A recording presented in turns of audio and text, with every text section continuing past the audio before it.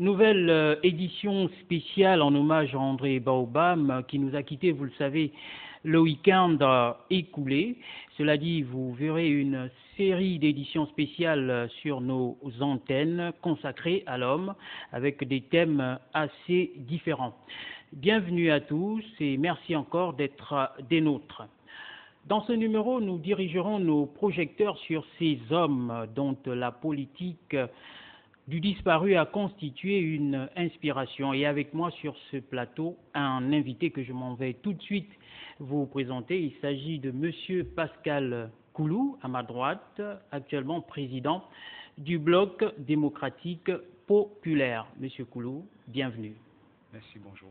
Alors, merci d'être aux abonnés présents dans cette émission. Monsieur Pascal, nous allons commencer par une question qui a l'air simple mais assez émotionnelle.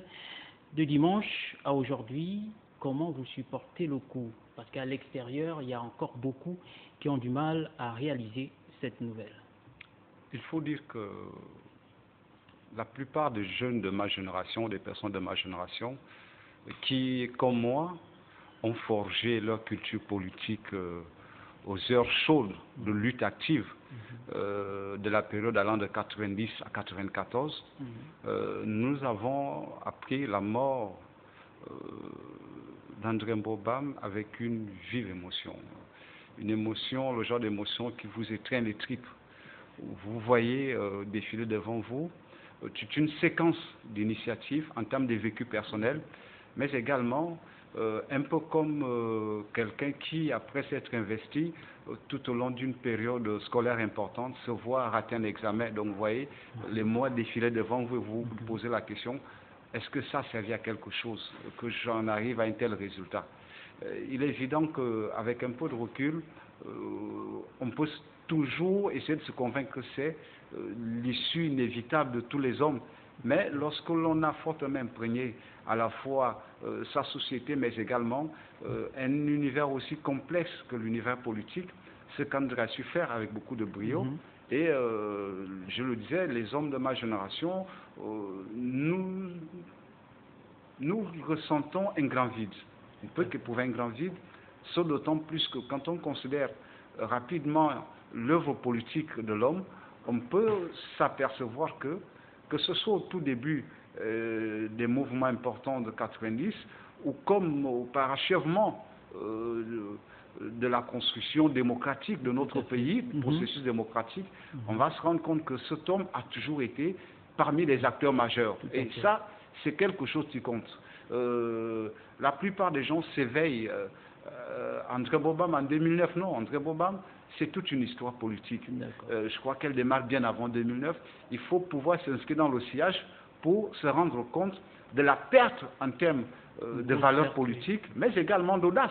Parce qu'aujourd'hui, quand on voit Pascal Koulou, on peut se dire, oui, mais pourquoi il en parle? J'en parle avec aisance parce que, je vous dis 90, vous imaginez, il y a 25 ans, j'avais 21 à peu près, je ne sais plus bien, mais cet homme, et avec beaucoup d'autres qui ont constitué dans les années 90 qu'on a considéré comme étant la frange frondeuse au sein du Parti démocratique gabonais, c'est-à-dire les rénovateurs, avaient un idéal pour ce pays. Et progressivement, on voit que cet idéal et cette vision politique est en train d'atteindre son paroxysme en termes de réalisation, parce que nous, qui étions leur relais potentiel au travers d'un certain nombre d'actes politiques qu'ils ont posés, au travers des câbles, toutes ces choses qui pour nous paraissaient à la fois intéressantes en termes d'engagement, mais également de culture au niveau des échanges, parce que c'était également des jeunes qui communiquaient à d'autres jeunes une volonté, une approche, mais également un objectif politique, démocratiser totalement le pays, faire en sorte que tous les citoyens puissent avoir un espace dans lequel des valeurs républicaines, les valeurs de démocratie s'exprimeraient fortement. Et je pense que l'on prenne aujourd'hui la fraction restée dans la majorité, que celle engagée dans l'opposition, on voit qu'il y a une construction progressive d'un idéal qui se concrétise aujourd'hui. Et c'est pour cela que, en tant que président du Bloc démocratique populaire, je me dois de rendre un hommage à ce que cet homme nous a apporté. La construction de l'esprit citoyen n'est pas souvent le fait de tout le monde. Alors, on va dire que c'est un grand cours, notamment pour le groupe aussi BOC. Alors, vous parlez du vécu personnel, en parlant de vous. On imagine que vous avez été autour ou bien proche du défunt, ou encore proche de son environnement pour rester dans la politique. Qu'est-ce qui vous aura marqué durant ces moments? Je vais vous prendre deux petits exemples, mais vraiment des faits personnels. Il se trouve qu'en 1990, je suis invité par des amis, parce que nous sortions justement d'une période assez trouble, la conférence nationale. J'y avais participé sans exactement savoir ce que je faisais là. Et je trouvais intéressant d'entendre des discours se tenir, les uns plus durs que les autres. Et je me posais la question de savoir, mais enfin, qu'est-ce qui est en train de se dérouler? Et au cours d'une discussion ouverte, un monsieur s'approche, brun, cheveux, on dirait même pas à l'afro, et puis on me dit, c'est Mbobam. Je dis, oh, mais il est tout jeune. Je m'attendais à voir quelqu'un qui correspondait à la typologie des hommes politiques de l'époque, au profil Mimboto, Léon Moudiamamba, enfin, vous voyez le type de personnage à l'époque qui était à la fois, quand on vous disait politique, il n'avait pas un visage jovial, il ne souriait pas, il n'était pas charismatique, mais il était effrayant, on disait, ah, c'est un homme politique. Puis bon, il s'arrête, d'autres amis étudiants nous présentent, ah, M. Mbobam, ah, mais les jeunes venaient. Puis je dis, mais il nous appelle jeunes, lui-même, il est tout aussi jeune que nous. Donc, et puis il s'ouvre une discussion, il nous explique l'importance de la conférence nationale, les actes qui doivent se poser, ce pourquoi il faut démocratiser, avec le président Bongo. Et pour nous, c'était d'ailleurs un élément clé dans cette justement, dans ces travaux-là. Nous découvrons donc là qu'en fait, l'initiative de conduire le pays vers un horizon beaucoup plus ouvert est le fait d'un groupe de jeunes, M. Mbobam, M. Ali Bongo, M. Ngonga, M. Jono Isidore, M. Michel Menga. C'était un groupe de jeunes qui étaient là et qui poussaient, mais au travers, les chefs des files étaient inévitablement M. Mbobam et M. Ali Bongo. Donc, on participe à cette réunion. Et le soir, il se plaît à nous inviter chez lui à Batterie 4, du côté de la mairie. Donc, on arrive chez lui et on est tout étonnés. Il nous instruit de ce pourquoi il fallait impérativement, en tant que jeune, soutenir le président Bongo, tout en permettant qu'un certain nombre d'actes, en termes de volonté politique, se créent pour aérer l'espace politique. Et en tant qu'individu, je vous assure que nous ne nous sommes pratiquement plus, au travers d'un certain nombre de circonstances, plus quittés. Quelques années plus tard, nous entrons dans ce qu'on considère, dans ce qu'on a considéré longtemps comme mouvement particulier. Bongo doit partir. M. Mbobam est ministre de l'Intérieur. Et là, quand on se retrouve, il rigole, il dit, oh, mais pas toi, Pascal. Non, toi, tu es mon petit frère. Je ne discute pas de politique avec toi. Mes autres collègues du BDP qui étaient là se retournent et me disent, mais enfin, tu ne nous as pas dit qu'il était ton grand frère. Je leur dis, non, si. Il dit, non, si c'est mon petit frère. Tout le monde parle, sauf Pascal. Et puis il dit, bon, d'ailleurs, il est tard, on va aller manger. Nous nous sommes retrouvés chez lui, cette fois-ci à la Cité de la démocratie, et vraiment de façon tout à fait conviviale et amicale. On a discuté, je vous assure, ça faisait 3 mois que nous sortions de prison, parce qu'on avait été emprisonnés. Il me dit, mais quand on m'a dit que tu étais en prison, je lui dis, mais enfin, pas Pascal, tu es intelligent, tu prends mon exemple. Et les autres, maintenant, étaient à nous regarder, alors que c'était une question qui impliquait fortement le président Omar Bongo Ndimba parce que le mouvement portait son nom. Et tout au long des discussions qui ont duré à peu près 2 ans et demi, il y a eu un certain nombre d'histoires et à chaque fois il disait, Pascal, qu'est-ce que je ne t'ai pas dit? On va dire que c'est moi qui vous ai crié. Moi, je m'intéresse parce que je vous connais et je sais que vous voulez faire de la politique. Donc, il faut qu'on vous sorte de cette situation. C'est vous dire que jusqu'en 2009, nous avions régulièrement des échanges constructifs et le rapport parlait sur le plan personnel, c'était un grand frère, vraiment un grand frère. Et je regrette beaucoup qu'il n'ait pas pris, que le destin ne lui ait pas accordé suffisamment de temps pour à la fois nous transmettre sa passion de la politique, mais également ce qu'il avait de bien spécifique, c'est qu'il n'était pas fermé.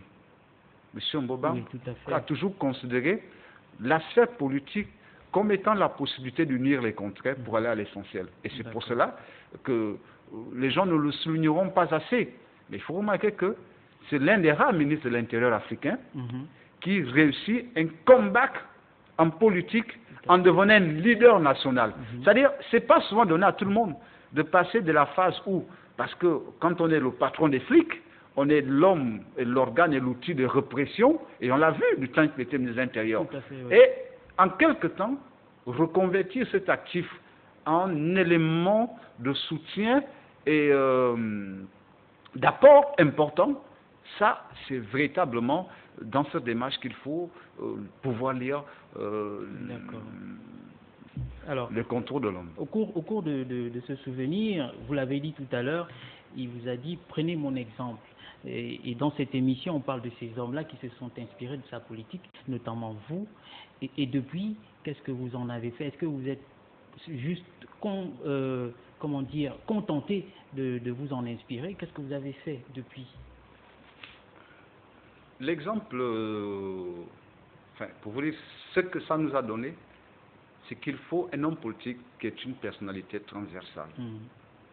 Vous avez la possibilité de vous asseoir avec ceux avec lesquels vous partagez les mêmes opinions, mais vous devez également veiller à garder la même possibilité d'écoute avec ceux avec lesquels vous ne partagez peut-être pas du tout les mêmes opinions, mais dont la base politique reste la même, c'est-à-dire le respect aux valeurs qui définissent une république, au respect aux valeurs qui conduisent à l'harmonisation des forces contraires. Parce que, et ça il nous le dit toujours, il dit, mais l'opposant et celui qui est au pouvoir ont un même objectif, c'est l'amélioration du cadre dans lequel les uns les autres se trouvent. Et ensuite, l'objectif, c'est de faire en sorte que vous soyez compris, même par ceux qui ne partagent pas l'orientation que vous prenez. Et aujourd'hui, je pense que le Bloc démocratique populaire, qui est une progression de ce que le Bongo doit partir était, s'inscrit dans ce cheminement-là. Parce qu'en Clou, et ça c'est souvent dit, la question m'a été posée, mais comment se fait-il que vous êtes vu comme étant un des soutiens directs au président Ali Bongo Ondimba, mais dès qu'il y a une manifestation dans la majorité, si vous êtes invité, vous venez, vous participez. Je dis, mais parce que moi je suis Gabonais. Je suis Gabonais. Aujourd'hui, si quelqu'un aborde une question de citoyenneté, j'écoute. Je peux lui dire après en privé, mais tu sais là, vraiment, c'est pas vers ce chemin-là. Mais je ne m'inscris pas, je ne m'interdis pas de contribuer à enrichir la vie politique de mon pays, parce que c'est d'abord avant tout des questions de citoyenneté, ce pas des questions frontales. Et je reste persuadé que voilà ce que, en termes de culture, en termes d'apport direct, ce que M. Mbobam nous a apporté, personnellement m'a apporté, mais ensuite, je crois à beaucoup d'autres jeunes qui ont mon âge et qui se sont inscrits dans le stage de la politique, c'est-à-dire volontairement s'interdire d'écouter, de participer et d'associer, de rassembler. D'accord. Le BDP, Bloc démocratique populaire, inspiré de l'illustre disparu, quelle est la santé aujourd'hui de ce parti que vous la dirigez? construction, et ça c'est quelque chose, chaque fois qu'il parlait, il riait souvent, vous savez, j'en parle comme ça, mais j'ai vraiment le cœur noué. Le Bloc démocratique populaire, il nous l'a dit très souvent, il disait, la politique, c'est une question du long terme, c'est pas une course de vitesse. Vous ne prenez jamais de raccourcis en politique, affirmez-vous, pour que progressivement, les gens commencent à connaître vos discours. Quand ils comprennent votre discours, qu'ils adhèrent librement, à ce moment, vous allez affiner votre structure politique. C'est pour vous dire, par rapport à l'assise du Bloc démocratique populaire, c'est une structure d'élite.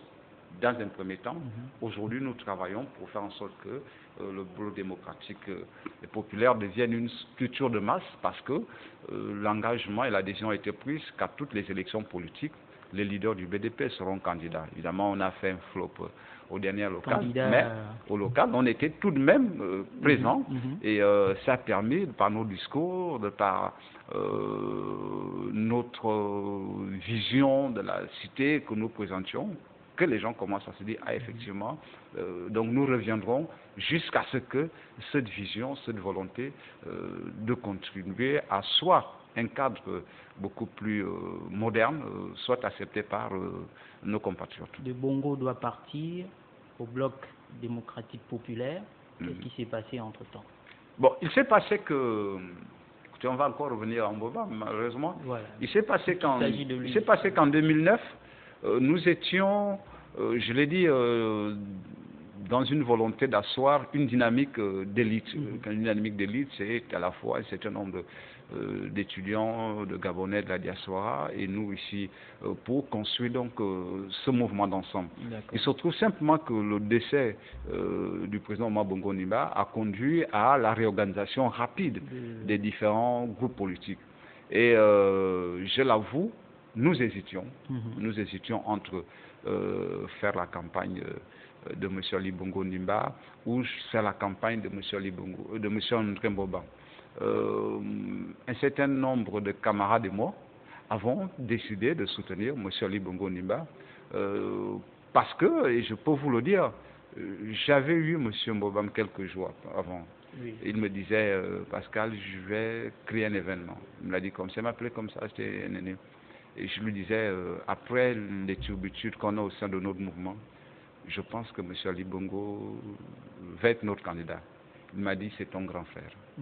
Mais si tu t'engages, va jusqu'au bout. Et pas de génération spontanée en politique. Ne te contente pas des acquis, ne te contente pas de la proximité. Je te donne le conseil que je t'ai toujours donné. En politique, il faut être loyal. Peut-être pas fidèle, quand tes idéaux ne correspondent plus, aie le courage et la force morale de dire, ça ne marche plus. Jamais de coup dans le dos. Il dit, jamais je ne serai pas d'accord avec toi. Je ne veux pas non plus t'entendre verser dans les regrets. Un homme politique, c'est une vision, vous la soutenez, vous la défendez jusqu'au bout. Tant que c'est dans... Il m'a dit, un homme qui est droit dans ses bottes, qui est fidèle à ses convictions, ne devra jamais baisser la tête. Et donc, pour répondre du Bongo doit partir au bloc démocratique populaire, nous pensons simplement que nous avions, nous, et André a fortement œuvré pour ça, dans l'optique de ce qui se faisait à cette époque, on a refusé de dire pardon, de demander pardon au président Bongo. Donc nous sommes restés, Bongo doit partir jusqu'à son décès. Il n'y avait donc plus de raison qu'après le décès de Omar Bongo Ondimba, que le mouvement continue de s'appeler Bongo doit partir. Donc on a naturellement rebaptisé la structure en l'appelant Bloc démocratique populaire, et de par nos nouveaux engagements, nous restons donc ancrés dans ce sillage jusqu'à ce que l'échéance de 2016 arrive pour refaire un inventaire. Et là, c'est dans le cadre loyal et fidèle pour dire, bon, voilà ce que nous on a apporté, voilà ce qu'on a dit. Est-ce que nous pouvons voler de nos propres ailes ou redéfinir une nouvelle alliance? Mais tout ça, voilà à peu près aujourd'hui ce que nous faisons. Alors, on va retenir que André Baobam était un grand visionnaire. Est-ce que s'il avait été là, si cette maladie dont on parle, antigrippe, ne l'aurait pas affaibli, s'il avait été encore là, est-ce que l'environnement politique, selon vous, aujourd'hui, aurait connu ce rythme actuel? Il faut dire que si je devrais, avec rigueur, et c'est d'ailleurs ce qui nous a toujours appris, et courage aussi, et audace, l'environnement politique actuel n'est pas meublé comme l'aurait certainement souhaité M. André Mboba. Je le connais, parce que quand vous prenez les différentes séquences, je vous cite un exemple. Lorsque, au sortir des élections législatives et présidentielles de 90-94, le comité permanent, c'est pas, en tout cas les organes centraux du PDG, créent une sorte de mise à mort politique de l'homme. Prennent une loi à l'Assemblée qui dit que lorsqu'on a 34 ans, qu'on n'est pas député et qu'on a perdu les élections, on ne peut plus être ministre. Mais tout le monde savait que cette loi visait Mbobam et son frère de toujours, Ali Bongo Ondimba. Mais ça ne l'a pas du tout découragé. Vous savez, et au sortir de là, ça l'a fait rigoler. Il a dit, mais les gens pensent qu'on est homme politique parce qu'on est ministre, ou on est homme politique parce qu'on est député. Il dit, moi je suis homme politique parce que je pense. Comprenez? Et ça, c'était vraiment quelque chose de particulier. Ceux qui pensaient avoir réussi un coup extraordinaire en faisant en sorte qu'il puisse plus être au gouvernement, et qui avait retiré du même coup Ali Bongo au niveau du gouvernement parce qu'il n'avait pas 34 ans, on pensait que bon, comme ils ne sont plus là, ils ne peuvent plus agir comme des acteurs politiques majeurs. Mais malheureusement, ils ont vu qu'avec le temps, il n'a pas du tout perdu et de sa verve, et de sa présence, et de son importance, et de sa capacité à reconduire la plupart des événements par lui. Donc aujourd'hui, si on devrait regarder l'actif politique de ce qui est en train de se construire, on va inévitablement voir qu'il manque une vision. Et ça, c'est seulement parce que le visionnaire n'est pas là, ou a été longtemps absent. On va se rendre compte qu'il manque ce petit acte de génie qui faisait en sorte qu'un acte le plus simple possible devienne un acte d'envergure majeure. On va se rendre compte qu'il manque la possibilité de conduire des débats républicains. On va dans une situation frontale, or, sur le plan de la construction de l'esprit citoyen, il n'y a systématiquement rien. Et ensuite, on va se rendre compte que, enfin, on l'oublie trop souvent, M. Mbobam était un artisan de la paix. On oublie que c'est lui qui a pratiquement aujourd'hui mis en exergue l'ensemble des acteurs sociaux qui, je dis comme ça, meublent l'espace syndical et associatif de notre pays. Parce qu'il a fallu qu'il soit ministre de l'Intérieur pour qu'on se rende compte que ce ministère compte et pèse beaucoup dans l'actif de ces structures confessionnelles, etc. La preuve, c'est d'ailleurs qu'on a vu qu'un certain nombre d'hommes d'église, d'hommes, de responsables syndicaux ont suivi son sillage. Parce qu'il avait cette capacité. Donc, on voit qu'il manque cet éclat de génie, il manque cette capacité à structurer, il manque ce discours fédérateur, mais en même temps, il manque cet élément, ce touche particulier qui fait en sorte que même l'adversaire ait d'abord envie de comprendre le discours avant de s'opposer. Donc, voilà aujourd'hui ce que, si je devais redéfinir la sphère publique, je dis, il manque un visionnaire, il manque un homme de tact, il manque un vrai politicien. Vous pensez qu'il n'y en a plus, il n'y en a plus de visionnaire, il n'y en a plus de... Bon, plus de visionnaire, non, mais disons que pour être un homme politique d'envergure, il ne suffit pas d'avoir un plan pour réorganiser, sur la réorganisation. Un visionnaire vous dit ce qui sera, ce qui arrivera, ou comment les choses se définiront. Et ça, aujourd'hui, quand vous prenez l'espace politique, on n'entend pas souvent ces choses-là comme ça. On voit un certain nombre d'éléments de réponse qui consistent à considérer, il n'y a même pas d'offre politique crédible, qui consiste à considérer les initiatives prises comme étant nulles ou sans envergure, mais on ne voit pas une contre-proposition. Et ensuite, aujourd'hui, pour rester dans le cadre de ce qui était devenu son actif principal, c'est-à-dire dans l'opposition, il n'y a pas une alternative qui pourrait amener n'importe qui à se dire oui, par ce discours, je crois que si tout le monde s'investit, on aura la possibilité de relever l'offre politique d'en face. Parce que c'est également ça l'éclat de génie. C'est créer des situations, créer des événements, conduire le débat, conduire l'opinion de telle sorte que l'adversaire cherche à se hisser au niveau de ceux qui sont en face de lui. Malheureusement, on va vers une situation, je dois dire, d'éclatement. Et on a l'impression que tous les acteurs souhaitent qu'on en arrive à l'éclatement. Or, pour celui qui avait négocié la paix seul avec les syndicats, ça n'a jamais été le cas. Je suppose que les leaders syndicaux doivent avoir ça en mémoire. Celui qui avait négocié la paix des braves en 1994 pour aller aux accords de Paris, voilà la construction de ce que je considère comme un visionnaire. C'est-à-dire, il y a une crise, on est du côté de la solution. On n'est pas là pour rendre la crise empirique. Voilà, moi, donc... Alors, on nous signale de l'autre côté de la belle vitrine que nous sommes à 2 minutes de l'arrivée de l'émission. Alors, est-ce que vous pensez comme ceux-là qui, au quartier, après la mort d'André Baobab, pensent que, comme vous avez dit, démocratiser totalement le pays, c'est fini, l'alternance, c'est fini. Est-ce qu'on peut encore y croire? Le dire même, je ne sais pas dire le penser, parce qu'on peut dire des choses qu'on ne pense pas, hein, vous savez. Le dire, ce n'est pas du tout connaître Baobab. Ce n'est pas aussi également connaître son principal adversaire politique. Et ensuite, c'est dire qu'une idée ne meurt pas. Le principe d'une idée ne meurt pas. Et c'est ça l'éclat de génie que les uns et les autres doivent comprendre. Une idée ne meurt pas. Lorsqu'une idée est bonne, elle va toujours survivre au travers d'autres hommes de génie qui vont la récupérer. C'est le principe de l'évolution. Vous savez, aujourd'hui, on a des caméras hyper performantes, mais il y a 30 ans, les caméras n'étaient pas du tout les mêmes, elles n'étaient pas supersoniques. Donc, une idée ne meurt pas. Et ensuite, le principe ou le processus dans lequel le Gabon s'est engagé en 90, tout le monde peut noter qu'il est en progrès.